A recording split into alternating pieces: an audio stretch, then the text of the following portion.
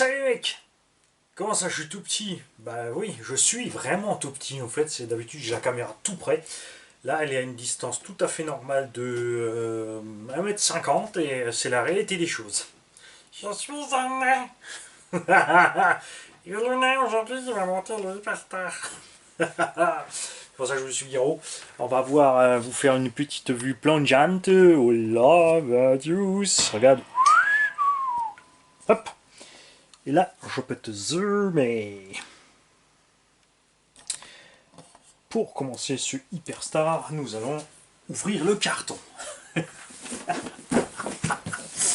Ouais, je vais faire une vidéo où il n'y a rien en fait. Je vais faire que faire du vent, juste pour faire une vidéo. Hein, parce que c'est une technique du sud. Alors, nous avons les 4 roues d'origine. Comme toujours, quand je monte un kit, je vais commencer par ce qui est plus long, c'est-à-dire le collage des pneus. Comme ils disent dans les sud, tu prends les pneus et tu les colles. Je ne vais pas utiliser des mousses d'origine, je vais utiliser des mousses orange. Ici, qui sont un peu plus fermes, je préfère. J'ai mis donc mes pneus d'origine au Bao, qui s'appellent... ils n'ont pas de nom. C'est les 8919, qui sont des pneus multiplico carrés qui sont livrés avec ce Hyperstar. Il me semble que c'est pas les pneus que j'avais à l'époque. Alors, tu as des picots ronds sur le côté et des petits square spikes, des carrés au milieu en forme de petites pyramides sans tête. Pour coller ça, on va utiliser évidemment la colle prévue pour les pneus. Et je vais coller chaque fois une face du pneu. Alors on va pas faire évidemment là tout ça en vidéo, c'est une farce. Je vais juste vous montrer grosso merdo. Je dis des gros mots comment je fais. Donc je mets mes mousses dans mes pneus. Alors, il y a des mousses qui ont un sens, il y a des mousses qui n'ont pas de sens. Surtout sur les pneus de short course, vous ne faites pas avoir. En règle générale, je mets mes mousses dans mon pneu quelques heures avant de le coller, c'est le temps de prendre sa forme, surtout quand je le mets en frais sur la jante. Ici on a des jantes qui ont un profil que certains disent Traxxas, mais ça existe depuis longtemps, c'est-à-dire une double gorge. C'est-à-dire que la lèvre du pneu, tais-toi Jérôme, va dans la gorge. Fait qu'il est collé en dessous et au-dessus. On a donc un super maintien de ce pneu en jante. Beaucoup d'autres pneus sont tout simplement juste collés sur un rebord L. Et j'espère vraiment que Obao va réussir à faire en sorte que CML Distribution redistribue du Hyperstar, du Hyper 9. La différence entre le Hyper 9 et le Star, c'est que le Hyper 9 a une triangulation avant classique, c'est-à-dire chape et moyeu, porte-fusée, porte-moyeu, appelle-le comme tu as envie. Voilà, donc je fais ça, je mets mes pneus en place et ensuite je les laisse tranquilles. Là ça va puisqu'on a des mousses qui sont déjà à la bonne forme, des pneus qui sont déballés depuis un moment, qui ne sont pas écrabouillés, ça arrive quand ils sortent de l'emballage, ils sont tout plats, les mousses aussi, donc c'est pas toujours top forme. Si tu as des mousses qui sont bosselées, vallonnées, ne panique pas, c'est pas grave, tu les mets dans l'eau. Tu les laisses 5 minutes dans l'eau, qu'elles aient absorbé de l'eau, ensuite tu les poses à côté, tu les laisses sécher, c'est tout. Quand elles seront sèches, elles auront nouveau pris tout à fait normalement leur forme. On va en coller un ensemble. J'ai bien sûr auparavant rapidement dégraissé, mais sans plus. Hein. Je ne suis pas amusé à passer la toile émerie du machin du bidule. On trouve de tout. Hein. Il y en a qui passent la toile émerie, du nettoyant, du tampon Jex, ils frottent la jante, ils meulent la moitié de la jante, ils nettoient les pneus à fond. Mais dans la plupart des cas, sauf si le pneu est recouvert de quelque chose quand tu le sors de son emballage, il est quand même relativement sec. Donc là, un petit coup de dégraissant, ça va bien. Alors moi, j'en mets juste un petit peu là. C'est de la super fluide, donc elle va faire le tour toute seule. Ensuite, tu y vas mollo, pas brutalement quand tu le mets dedans, parce que ça peut gicler partout. Le mieux, évidemment, c'est de faire ça avec, faut le dire, hein, avec des lunettes.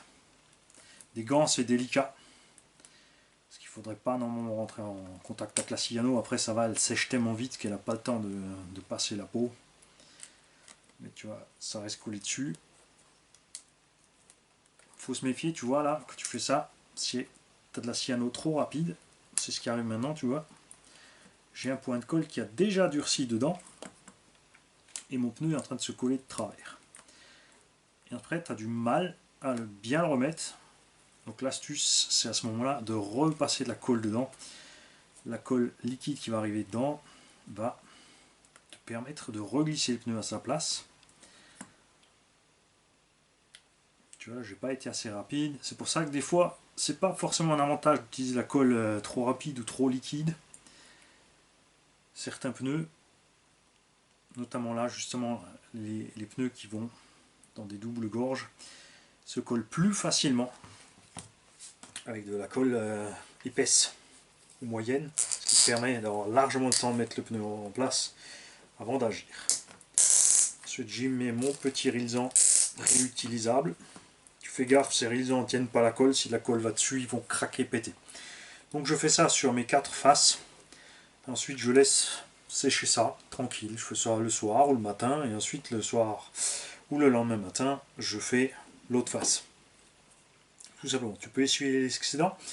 Attention, si tu utilises du papier ou du coton, avec la vitesse de séchage de la cyano, au contact du coton, ton coton, quand il se mélange à la cyano, devient brûlant. Donc méfie-toi, ça devient chaud, ça prend pas feu, mais ça prend des températures incroyables auxquelles tu ne t'attends pas en fait. Donc moi je vais faire tout ça après la vidéo du côté tranquillement. On a besoin des roues évidemment qu'à la fin, mais comme j'aime bien me prendre le temps, comme je l'ai dit, là j'ai assez de rilsan forcément, donc je fais 4 faces et ensuite je fais les 4 autres faces, donc en 24 ou 48 heures c'est torché. Si tu n'as qu'un rilsan, évidemment, il faut un peu plus longtemps. Ça sèche vite, mais j'aime bien quand même laisser suffisamment longtemps mes éléments en place. Et alors là, je ne vais pas me tromper sur le zoom.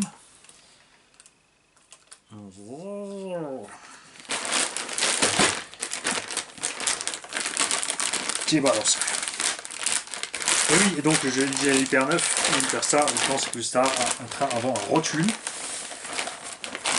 Et même là encore, ils ont poussé le bouchon assez loin sur ce train à rotule chez Obao. Il est, vous allez voir quand il sera monté, la première fois que je l'ai fait, j'avais déjà des trains avant Mugen ou autre en main, mais quand tu as monté ce train avant rotule là, tu dis ils ont peut-être un petit peu exagéré sur la quantité de matos sur ces porte-fusées. Comme toujours, je remets tout ce qui me reste en plastique, etc. dans la boîte d'origine, je ne jette rien. C'est un conseil que je vous donne à chaque fois, mais il y a des gens qui arrivent sur la chaîne qui ne savent pas, enfin qui n'ont pas vu les autres vidéos. Je remets toujours tout systématiquement dans le carton, comme ça s'il y a quoi que ce soit qui reste dans un des sacs, je suis tranquille. On a un petit annexe à la notice pour l'Hyperstar, qui est un éclaté. On a les pièces et les options. On a la référence, parce que si tu as l'Hyperstar Nitro, il y a un kit pour passer en brushless. Le Hyper 9 c'est pareil, c'est un kit complet avec une carrosserie, un châssis à part, tout le support moteur, puisque le Nitro, le moteur est monté au milieu, sur brushless, le moteur est monté à l'arrière. Un peu dommage sur ce Hyperstar, c'est que tu ne peux pas utiliser les diffs Spider, pas les Spider, pardon, les diffs Torsem Obao normaux, ces diffs là étant plus compacts. La direction est classique, donc train avant à rotule. Et les diffs sont tous à 4 satellites, il me semble. On va voir ça quand on les monte. 4 pièces, 4 pièces, 4 pièces, oui, ça m'a l'air. Pignon d'attaque en 11, couronne, c'est pas écrit dessus, donc on verra ça quand on remet.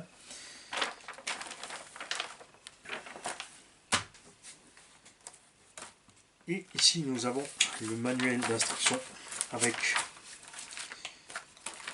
les stickers, malheureusement que en espèce de bleu électrique, ça laisse pas beaucoup, c'est comme sur la MCD, c'est un peu dommage, j'aurais préféré avoir, j'aimerais bien dans les kits qu'ils nous fassent des stickers comme ça de plusieurs gammes de couleurs comme le Zessen sur le Colossus.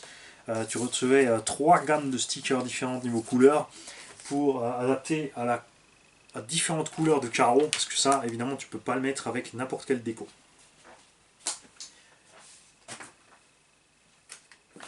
dans cette notice, nous avons donc ici un petit annexe du diff avant-arrière.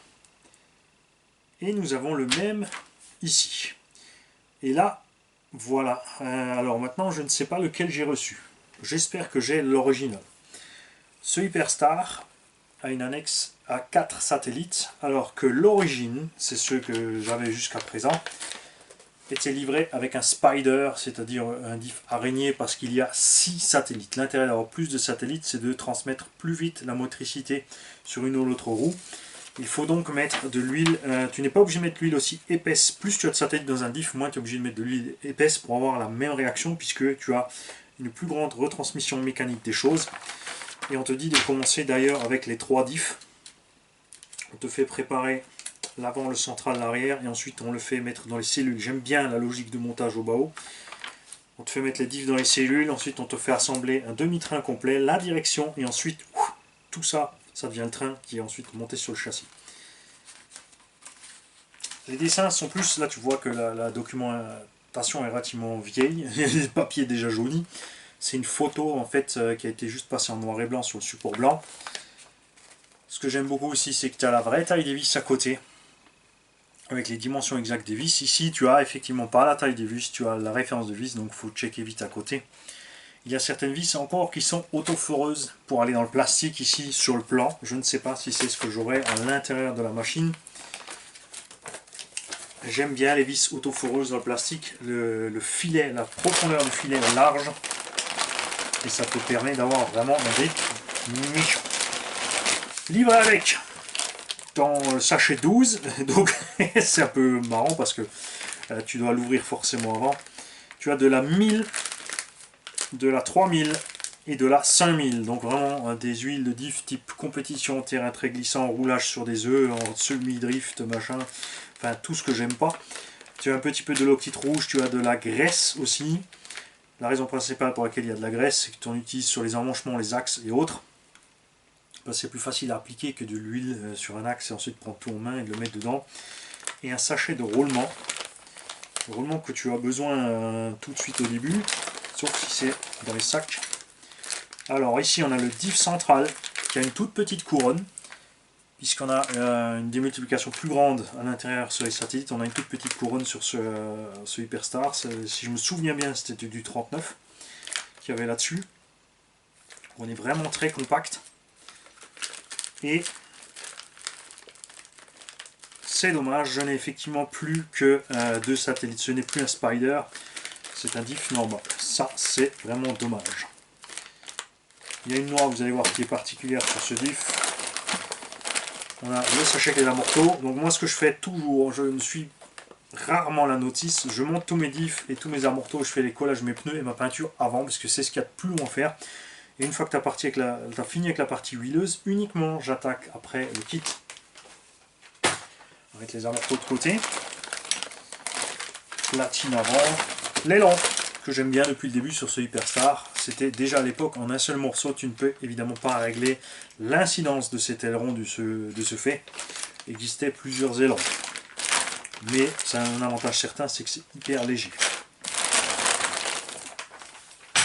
On a donc un sac avec tout ce qui est triangle et machin. Regarde, on a la taille des triangles, tu verras quand c'est déballé, c'est du super méga costaud. J'adore. C'est un peu ce qu'on trouve chez niveau épaisseur chez Techno, X-Ray, etc. Le moteur est livré, tu as déjà un petit refroidisseur livré avec. Donc le moteur est fixé sur la platine du diff, tu le règles et tu peux mettre ce radiateur par-dessus. Par exemple, c'est un radiateur que tu clipses par-dessus qui est fixé sur le châssis. Donc tu as une liaison entre la température moteur, le radiateur et le châssis, ce qui fait que tout peut évacuer la chaleur du moteur, c'est génial. Le support évidemment lui-même aussi, 70-75 T6, ça aussi 70-75 T6, tout comme la plaque de châssis, qui est l'arme mortelle de ce Hobo Hyperstar, avec 2 nervures sous le dessous, qui le rend déjà comme ça. Tu as un tout petit peu de flex, mais une fois que tu as mis les éléments dessus, ça ne bouge plus. Les tourelles de suspension aussi en 70-75, on a du 4 mm d'épaisseur sur les tourelles. Vous allez voir quand ça sera fini, c'est de la bonne cam. La direction action sauf 0 et ces barres de la Karmann, c'est vraiment des barres, c'est pas des plaques. Tu en as 3 livrés avec pour différents effets. Donc ça c'est un truc que je suis jamais vraiment allé explorer en fait, l'effet des Ackerman. Moi je mets toujours la base, après comme je roule le loisir, je m'expérimente pas plus là-dessus. Il faudra une fois se pencher dessus, se prendre le temps, faire une petite vidéo. Donc je vais monter un diff, on va pas tous vous les montrer. Juste checker qu'effectivement, oui c'est dommage. C'est dommage, je n'ai plus les spiders. On va commencer par le diff central.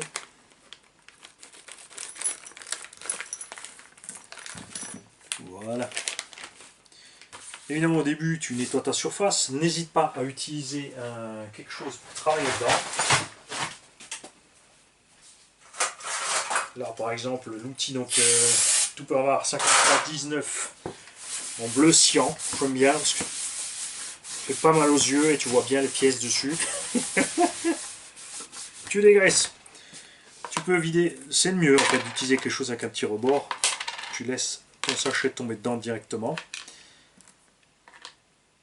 C'est vraiment dommage qu'on n'a plus les 6 satellites. Moi j'aimais bien. Après c'est vrai que est-ce qu'on le ressent réellement en roulant? Surtout nous les gorés amateurs. C'est une bonne question.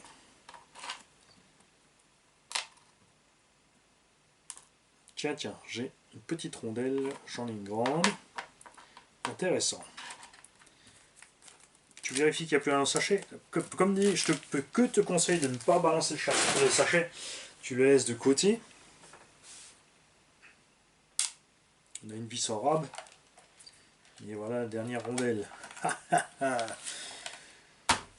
Alors, on dit, généralement tu utilises de la graisse parce que c'est le plus simple à appliquer. Mais nous, pour contredire tout le monde, au sujet de ces graisses et de ces machins, l'huile silicone lubrifie. C'est juste très simple à appliquer en fait, avec la graisse et le pinceau. Alors attends, je vais essayer de ne pas éteindre et je vais me rapprocher encore. Voilà, bouge pas. Alors, où es-tu? Alors, est-ce que tu vois bien là? Yes.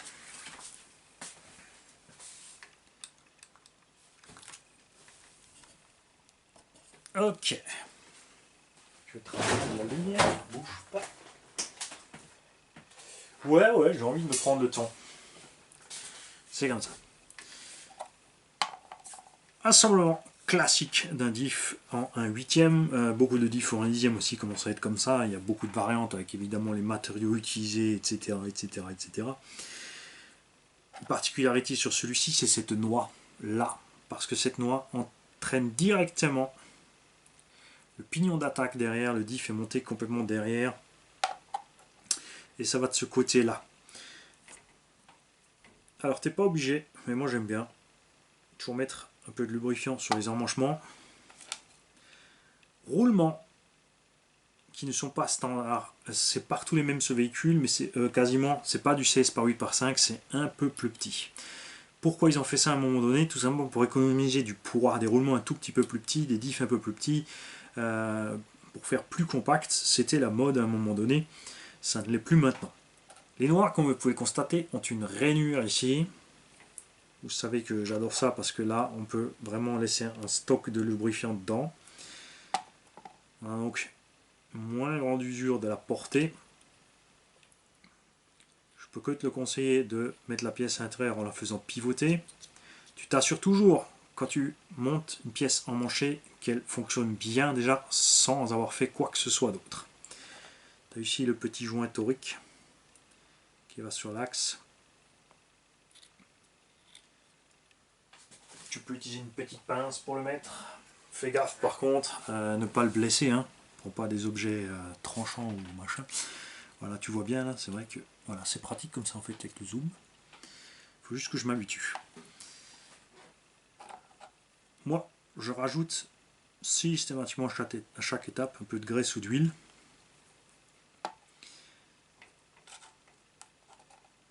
Ensuite, tu mets la grande rondelle ici. Alors, il n'y a pas toutes les marques qui utilisent ce système avec cette rondelle, hein, qui n'en mettent pas. Comme tu as pu le voir, on a un emmanchement ici métallique à l'intérieur, donc le planétaire, c'est celui-ci. Les planétaires, c'est facile, hein, c'est toujours les grands pignons, et les satellites, ce sont les petits. Tu as ici ensuite un petit axe à mettre dedans. Selon les diffs, tu as une petite ouverture sur le côté. Là, tu n'as pas besoin, c'est assez grand à l'intérieur. Il faut que je vais essayer de me prendre l'habitude de travailler en avant. Là, tu vois quelque chose. Voilà. Il y a une petite ouverture parfois de côté avec un petit BTR pour passer l'axe parce qu'il n'y a pas la place. Ici, c'est le cas, il y a la place. Quand tu as fait ça, tu t'assures que ça fonctionne. Il faut bien être sûr que ça ne coince pas. Il y a certains diffs ici où ça coince. Quand tu fais ça, selon, parce qu'il y a une petite bavure sur le montage ou quoi que ce soit.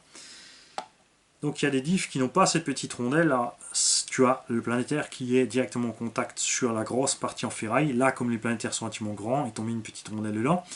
Le planétaire est creux pour deux raisons. D'abord, c'est de l'acier pressé à froid. Et moins ils t'en mettent, moins c'est cher à fabriquer, plus c'est léger aussi. Et de plus, ces cavités permettent d'avoir une réserve d'huile ou de graisse à l'intérieur. Le fait d'avoir la rondelle en métal aussi, qui peut tourner avec, et d'avoir donc entre le planétaire, la rondelle et le reste du diff, tu as à chaque fois un petit film d'huile. Donc ça fonctionne sur un coussinet d'huile tranquille, tu vois. Fonctionne à merveille.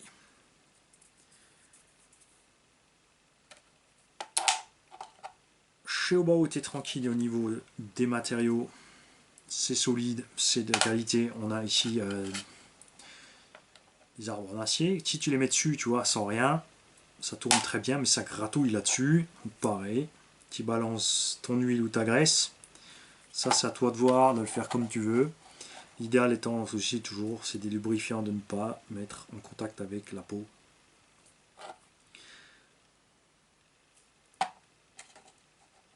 Là, l'idéal, c'est vrai, serait de travailler avec des gants.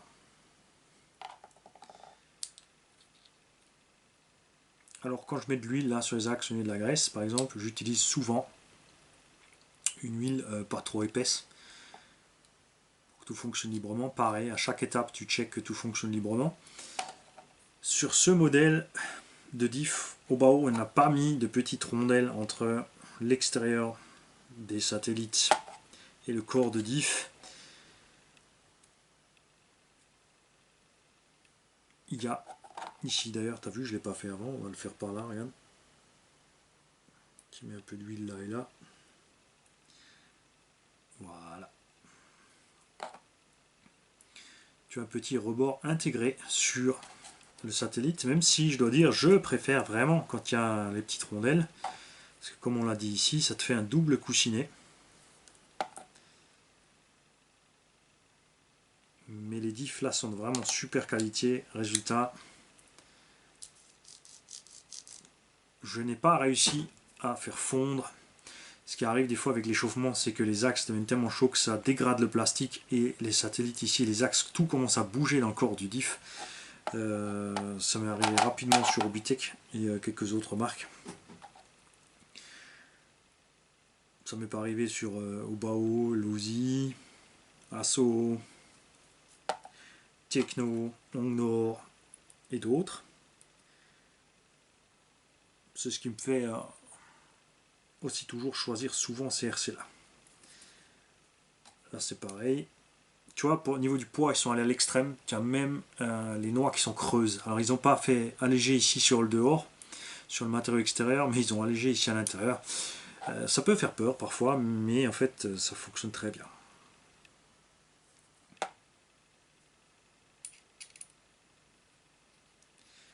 Voilà. Et maintenant, moi, je vais faire gaffe à une chose. Ici, je vais prendre le nouveau plan, forcément, pas le vieux. Et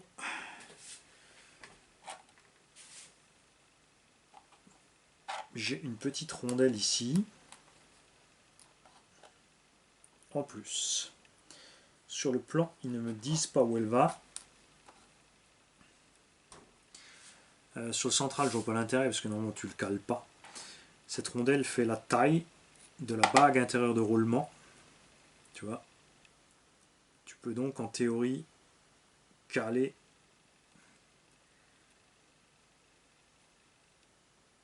sur ici l'axe de sortie la position du roulement.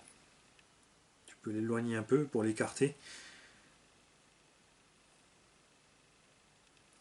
On va rechecker sur le deuxième dessin.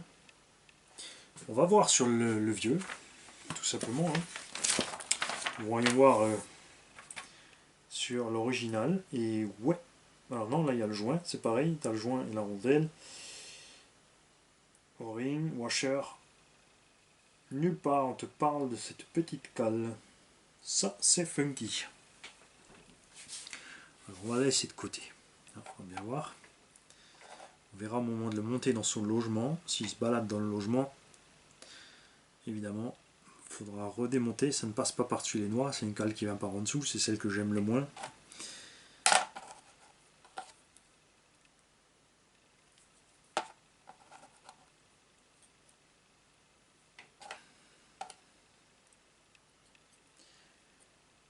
Alors ça, ces petits axes là aussi, sur certaines marques, c'est une source de panne.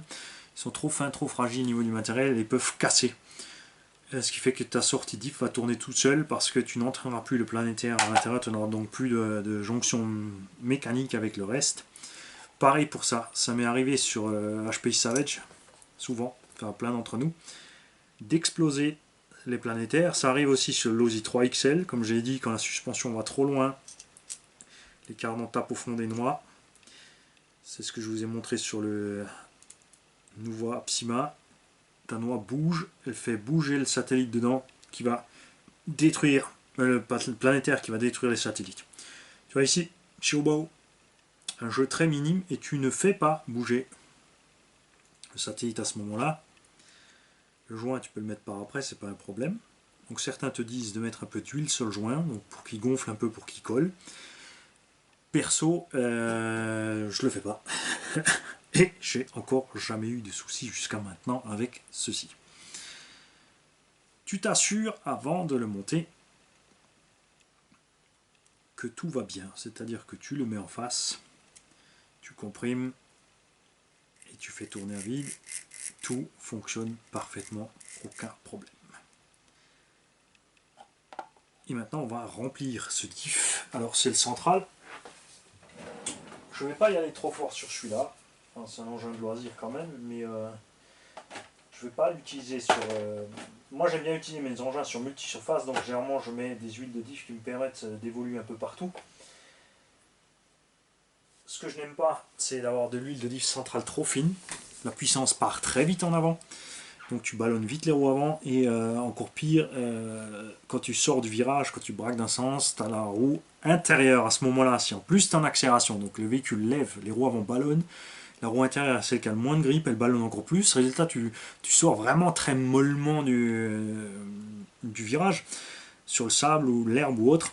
On a très bien vu sur la vidéo du SC8, je vous invite à retourner voir. Quand tu sors du virage, tu mets gaz, il ne se passe rien, la roue ballonne et tu n'arrives pas à partir. Alors tu es obligé de gazer. Zim, zim, zim, zim, jouer avec les gaz.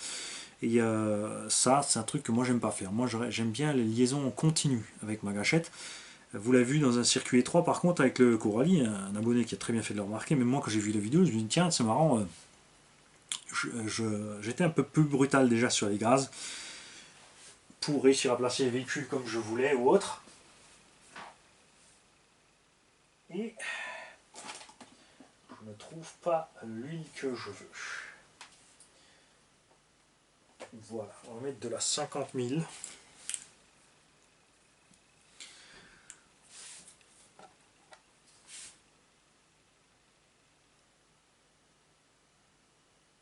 Alors attention, c'est de la 50W, ça correspond à peu près à 65 000, 70 000 CST. Il faudrait regarder un tableau pour être sûr, hein, je le dis comme ça de tête en gros.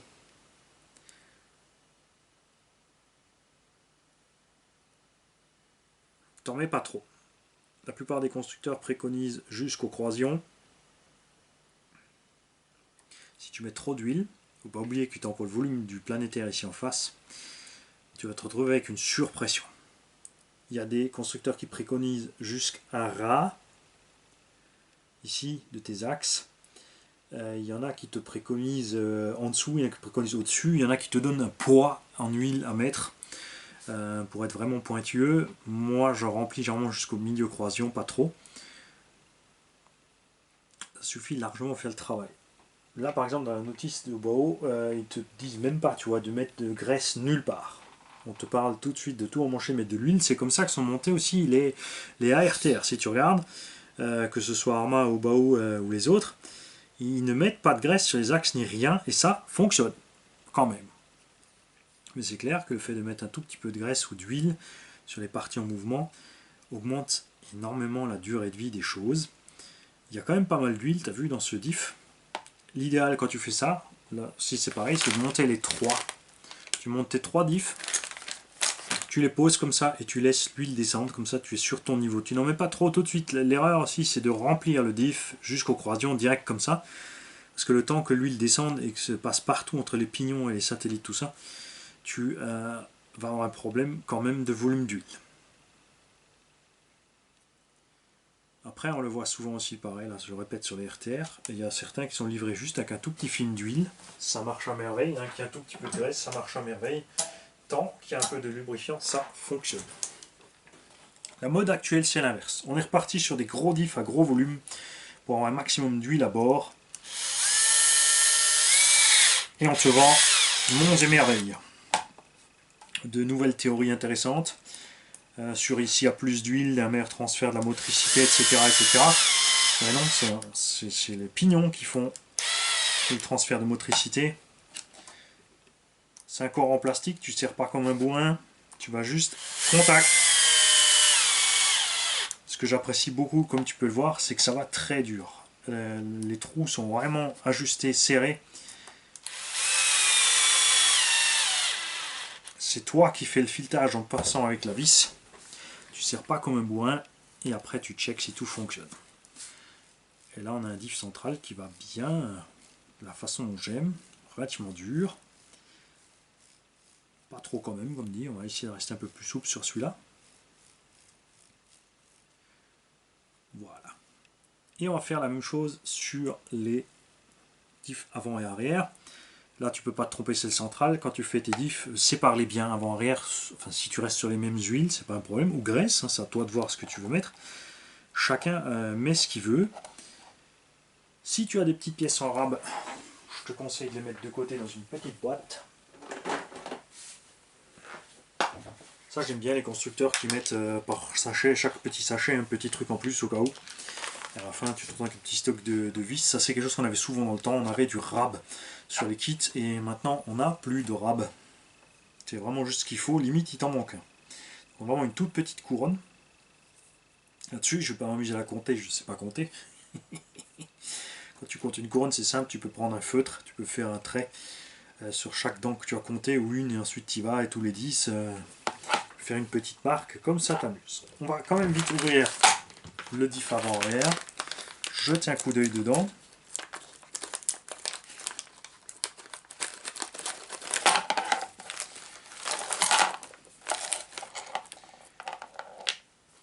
Tu vois là on est typiquement sur la dentition Buggy Truggy, des dents beaucoup plus petites que ce qu'on peut trouver en Monster.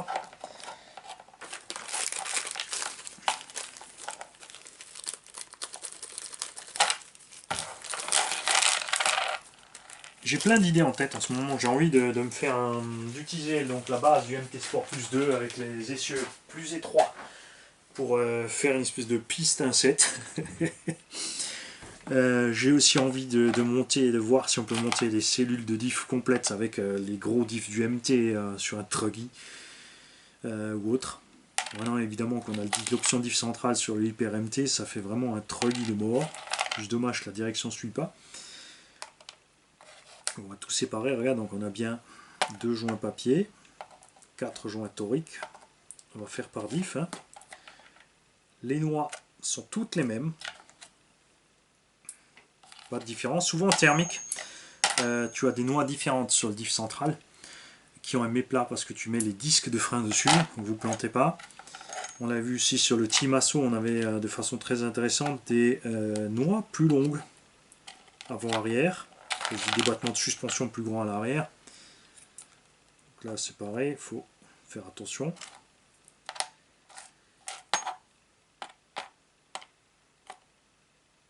Un, 2, 3 et 4. 1, 2, 3 et 4. 2 planétaires, 2 planétaires.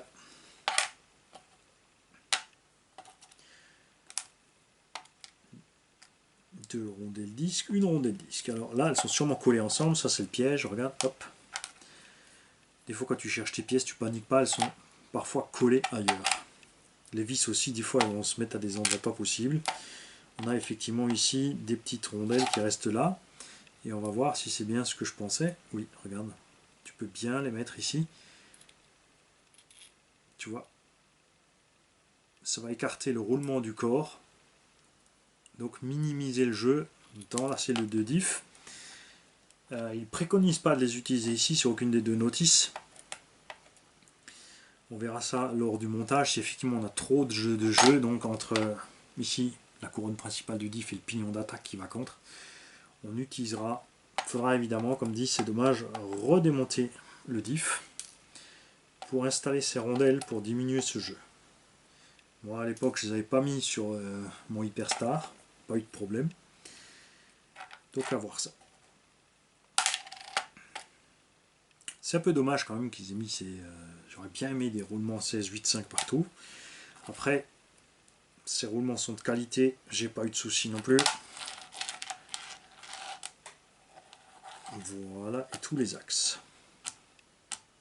Alors je vais pas vous refaire la manip 3 fois, vous l'avez déjà vu. Moi j'aime bien aussi le faire de façon industrielle, c'est-à-dire je pose toutes mes pièces, je prends ma burette d'huile, je balance déjà l'huile partout, machin où ça doit s'emmancher, et ensuite je monte les 3 dans la foulée. Voici donc, ça c'était donc la préparation du kit et premier épisode, les diffs. Rien de fantastique, vous avez vu des diffs tout à fait classiques en montage. Tu as plein de variantes, donc comme dit, il y a la petite rondelle qui se met encore rentre ici. Tu as des diffs qui ont un insert métallique, comme l'a fait Arma. C'est un insert métallique complet qui se pose ici à l'intérieur. Il y a plein de marques qui faisaient ça déjà avant, hein, comme Sen ou autre. Encore Sen, ils ont encore une particularité, c'est qu'ils n'ont pas d'axe de satellite. Ils ont chaque satellite qui est posé dans une plaquette. Et l'arrière du satellite complet dans un coussinet d'huile tourne en plaquette, c'est honnêtement c'est le top. C'est ce que j'ai vu de mieux pour l'instant, de plus endurant niveau différentiel. Mais là on est vraiment sur un grand classique. Donc je vous laisse là. Prochain épisode sera donc le montage, on fera un amortisseur puisque les 4 seront évidemment montés de la même façon que tous les autres. C'est pas la peine que je vous fasse de façon très ennuyante les 4. Donc au centre on a mis de la 50W, on regardera à l'occasion ce que ça fait en CST. Je mettrai à l'avant de la 40 000 CST et à l'arrière on va se mettre... J'hésite entre de la 20 pour avoir quand même un train arrière assez réactif dans le sable ou glissant pour pousser un peu de l'arrière, ou si je descends vraiment à 10. À voir. Le fait d'avoir un diff central plus raide et un diff avant plus raide fait que l'engin se comporte plus comme une traction. Vu qu'il est globalement plus raide, par contre tu as un petit sous-virage à l'entrée de virage, selon comme tu arrives, selon tes huiles, si c'est vraiment trop épais par rapport à ton terrain ou pas. Le sous-virage, c'est pas un gros problème à lutter puisqu'il suffit de braquer à fond, de remettre un coup de gaz pour faire tourner l'arrière. Si tu mets de l'huile centrale très souple, ta puissance va vite partir devant et du coup tu perds à l'accélération. Mais au niveau du freinage, par contre à l'entrée de virage, tu n'auras pas cet effet de sous-virage, c'est plutôt l'inverse, tu vas même rapidement survirer, ce qui est aussi facilement contrôlable. Enfin ça, c'est à chacun après de trouver son équilibre de ce qu'il aime. Moi j'aime vraiment bien un diff central relativement dur, un diff avant moyen et un diff arrière souple. Que ce soit en piste ou en tout terrain, j'aime bien ce style de conduite. Après il y a certains véhicules qui tournent mal, ou tu préfères qu'il soit plus joueur aussi. Si tu veux un véhicule qui se comporte plus en propulsion, tu mets une huile de diff centrale dure avec une huile de diff centrale de diff arrière dure et tu laisses l'avant relativement souple, ce qui fait que dans les virages Tu n'auras pas beaucoup d'effet des roues avant, puisqu'elles vont vite mouliner. Par contre, l'arrière qui sera relativement raide va te pousser la véhicule sur le côté. Je veux savoir, tiens, à ce sujet, les mecs, quel est le type de réaction que vous aimez? Avec quelles huiles est-ce que vous roulez? Avec quelle graisse? Est-ce que vous laissez d'origine? Est-ce que vous graissez? Est-ce que vous huilez? Est-ce que vous utilisez des graisses de différentes épaisseurs? Est-ce que vous utilisez des huiles de différentes épaisseurs? Bon, les marques, ça, il y a plein de marques, mais après, c'est tout relativement. Enfin, voilà, ça revient au même, hein, c'est de l'huile silicone, pas de miracle. Voilà, j'ai envie de savoir un peu ce que vous faites sur vos engins. Et je vous dis à bientôt pour le prochain épisode. Salut les mecs.